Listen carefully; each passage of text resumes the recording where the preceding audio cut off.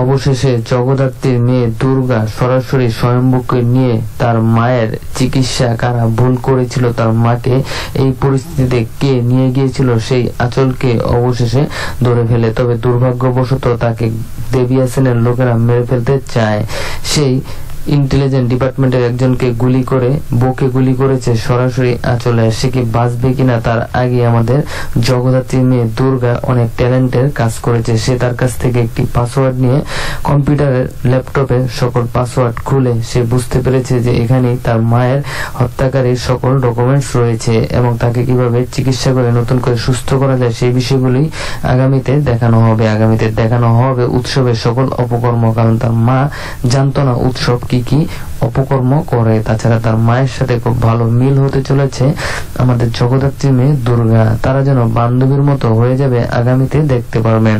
আস্তে ধীরে সকলের মন জয় করবে দুর্গা।